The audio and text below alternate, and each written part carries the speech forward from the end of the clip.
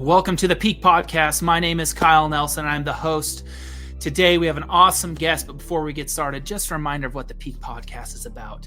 We have coaches, consultants, business owners, and entrepreneurs jump on, and we talk to them about that peak moment where they found that they had a new spark in their life and they wanted to go forward with the current business they have. There's always amazing stories around it, and today we're lucky to have a really cool one. And as a reminder, we are the founders of Peak Fulfillment. We do self-guided solo retreats where you dive into self-reflection, self-discovery, and vision crafting in complete solitude by yourself. But without further ado, let's bring on the CEO and founder of Numina. We have David Lesser. David, what's going on, man? Thank you so much for joining us on the podcast. Hey, Kyle. How's it going today? I'm having a great day. It's fantastically sunny here in San Francisco. Oh, man. I grew up in Santa Rosa. Okay, cool. Yeah, so grew up in San Francisco, going there all the time. I like to kick things off with a little bit of an icebreaker. If you today had a dinner and you can invite 3 people, whether they're from the past or people that are here on Earth today, who would that be? Well, first of all, a mentor friend of mine called Cliff Barry, who is the founder of Shadow Work. Okay. Secondly, I think I'd probably pick somebody that I would hate being around. So maybe Donald Trump. Nice. I mean, I might love being around him. I don't know, but just right. So that I'm not surrounding myself with a kind of a sycophantic Sure. Bubble. And who would be my third person? Probably a street person from San Francisco. Very cool. Just pick and choose someone random, and I bet it'd be a pretty good combo. Yes, just to stretch my perspective, so I'm seeing things Absolutely. That I don't normally look through those eyes. I love that. That would be quite the dinner. It would, wouldn't it? Yes.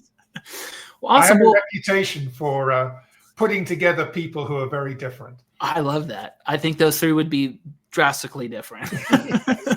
And you throw yourself in the mix as a facilitator and kind of start talking, it could be a good combo. Yeah. Well, awesome. Well, let's just kick it off. Tell me a little bit about Numina and what you do there, the empowerment that you're doing and helping. Yes. So basically, executive coaching, leadership development, almost exclusively for CEOs. Okay. I've been lucky enough to work with some really great leaders of big sort of Fortune 50 type companies. And, because of where I live, a lot of startup guys who have brilliant ideas and a lot to learn. Yeah. So basically helping people get the best out of other people in order to implement the vision that they have been touched with. Yeah. We do talk to a lot of executive coaches. I love hearing, though, that you've worked with, obviously, some massive companies and you're in the mecca of all that. Tell me a little bit about what the main outcomes are that people come to you for. What is it that is kind of your unique advantage or your unique message on choosing to work with you guys? Yeah, well, almost always people come with a negative. They've gotten some feedback that they're too pushy or too conflict averse or stoic emotionally or over dramatic or something. And almost always I ignore that to start with. Right. Because what I think people come to me for is to get the support they need to be more fully themselves. Yeah. So we always start with, what are you about? What makes it that you're having an excited, passionate day? What's the unique gift that you bring that if you don't bring it, nobody else brings? And I always start from there. And I think we then build a context where every challenge is an opportunity to bring more of that unique gift. It's not like there's something wrong with me. It's like this is calling something more out of me. Yeah. Do you find it easy or difficult for your clients to answer that question? It varies, but you want to peel the onion anyway. And so most people aren't really aware of their unique gift, of who they are. So they may have like the interview question answer. Right. They know what it is right off the bat. I kind of want to dig in a little bit, say, I'm kind of getting you, but I think there's more that you're not telling me than you have told me so far. Absolutely. And I imagine, oh, sorry, go ahead. Go ahead, you go ahead. I imagine when you start learning what those unique, pieces of they are, there's probably some cool stories behind that, where that came from, why they identify themselves like that. Yeah, exactly. And often the stories are painful. Right. So our greatest dysfunction growing up can also lead to remarkable capacities in the adult. So through starting this business, how long has it been you've had it going for? 25 years. 5 years. As a business. I was a CEO of a real estate home improvement construction group of companies in London. And then I was also the leader of a nonprofit in Colorado after that, and then went over to full-time coaching. So 25 years you've been doing this. 26 years ago, what was going on in your life to start this up? What was the transition? How come? How come you were? So I moved from Colorado to San Francisco. And essentially, up until that moment in my life, I had always found my sense of self from who I was in the group. Interesting. I'm naturally other focused, which is good because it's kind of fun for me to coach people for that reason. But when that hadn't fully matured, I preferred to be a big fish in a small pond. Sure. And who I was how well we were doing. I see. And the leap in that moment in my life, as you say, 26 years ago, was really a leap into finding my place in the world as me, not our place in the world as the company or the community of which I was part. And what was that process like, finding that? Lonely and painful to some extent, exciting in other ways. It's hard to describe, but when and I think this happens for people I work with as well, when I dropped into, wow, I can feel who I am.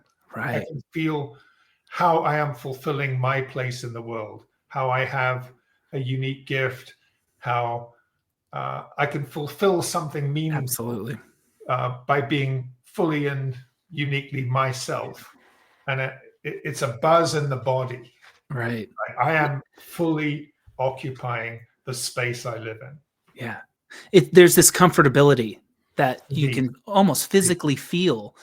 But it's so hard to describe once you kind of feel or you understand what that passion I'm so glad you know about it. And I can see that you've dedicated your life to expanding on that and fulfilling that. And this vehicle is part of that for you.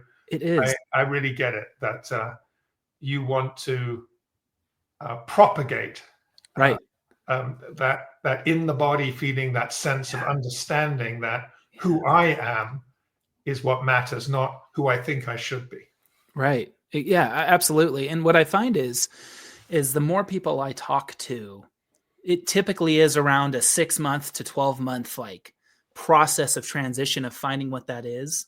But there is finally a moment when most people look at themselves in the mirror, or they have a moment of pure emotion and tears where they know this is it. I finally figured it out. I'll figure out the business part after, but wow. And it's this emotional experience. Yes, it's true. Although it does keep unfolding. Yeah, absolutely. The story of my life has been several reinventions in the overall theme of more deeply discovering the unique gift that I'm here to bring. Yeah. So I'd actually like to kind of expand on that a little bit. Yes. Some of these transitions. How about after starting your current business that you have this past 25 years? I know that it's obviously the fuel to your fire if you've been doing it for 25 years, but has there been moments through this that you've kind of developed further and moments where you're like, okay, I'm going to keep going with maybe something different, change or transition? Yes. And I have a COVID moment where my business had to change. Yeah. But but that coincided with like a personal evolution. Mm. And what I found was that I'm spending my work time at least talking to CEOs. Yeah. And of course, that's a rarefied field, Yes. right? I was beginning to lose touch with ordinary people. I was saving myself Mm-hmm. for leaders and all the stuff that goes on for them. And then I was kind of walking the street and living my life and realizing that, wow, I don't quite know what's driving, like, let's say, a voter in an election. Right.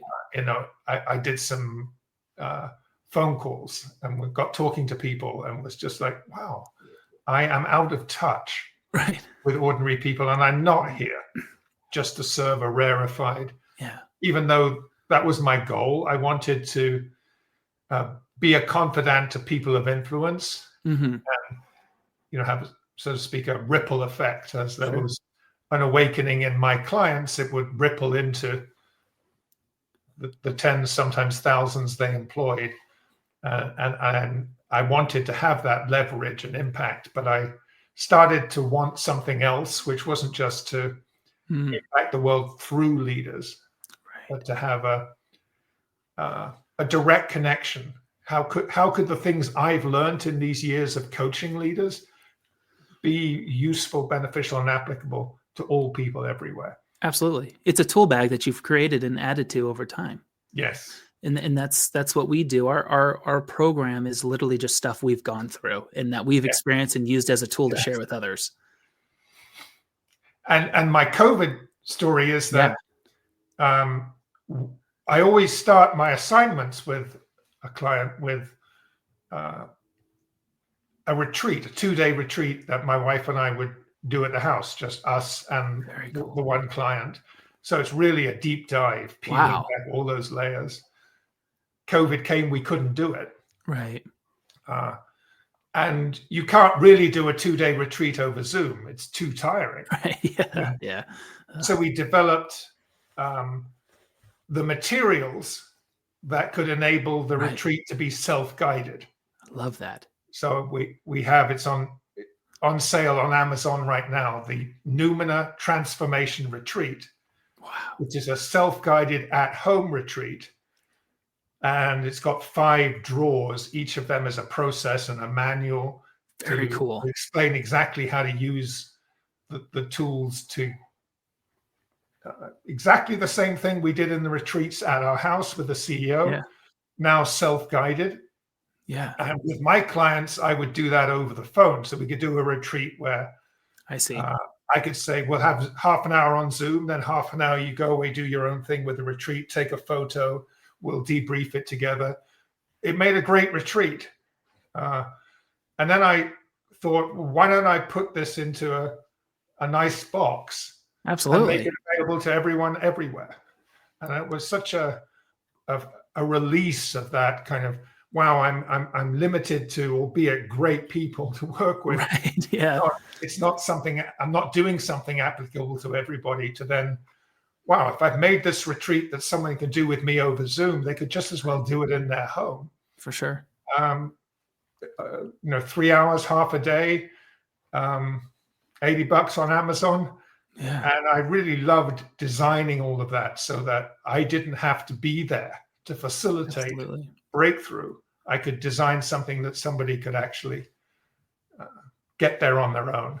Phenomenal. What would you say about the portion of allowing these people to do it in their own solitude? I think that is absolutely huge when you can teach someone solitude versus loneliness and feel the stillness during the retreat. That's what we really hone in on, is you're not only going through the workbooks and all that stuff, but you're also understanding what solitude is. Yes. And silence. Whether it's through the Numina retreat or through just practices that I teach people to do as part of their leadership development. Right. I think that the power of bringing to focus one's own thoughts is immense. So, for example, I coach people to have a Sunday practice. where just half an hour you sit and meditate on the names of the 4 or 5 people who are closest to you at the moment. Yeah. And think about their unique gift and the things you appreciate about what they're doing.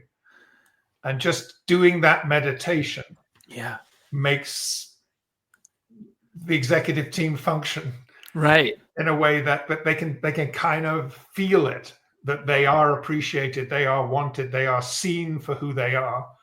And of course, if you've meditated for a moment, written down some words of appreciation, then when the moment arises, someone's in your room, you've got it on your fingertips. Yeah.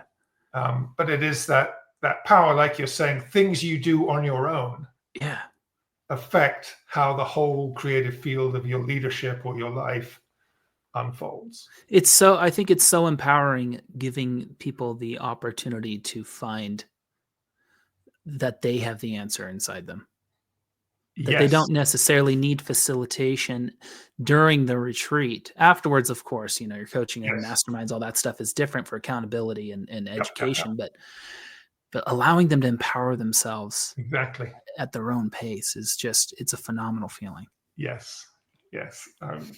I love your sense of joy. Yeah. People grow. Yes. Yeah. Well, David, as we kind of wrap things up, I always like to ask our guests if there was one thing for them to kind of walk away with that you hope your message was to them, or maybe it's an actionable thing for them. What would that be? Yeah. So I think the sense I want people to have is that you are way more powerful than you think you are. That's been my life lessons. Is I always thought I didn't have as much power as I really did in almost every situation that was crucial to my life. I believed that I had to hold back, when in practice, if I just come fully forward as me, telling the truth of what was happening with me, being warm and compassionate towards the other person, but still telling what was true for me. I had the power to change things, way more power than I thought. And I want everybody to feel that there's something that you can do that your suspicious mind has you hesitating, that you've got the stuff to do. Yeah. And you do have the stuff to do it. Go for it. Make something happen that you've been wanting to happen for a while. Love it. So much to practice and think on. If people wanted to get in touch with you, maybe take your retreat or get some coaching done, where could they find you? Yeah. So David at numina.team, numina.team. And then the Numina Transformation Retreat on Amazon. Awesome. David, thank you so much for your time. I'm so excited to find someone else out there doing personal solo retreats. It literally is so awesome to hear. So it's been a pleasure to talk to you. Okay, you too. Talk soon. Take care. I am so excited. That was an awesome conversation. As always, if you have not yet, please subscribe to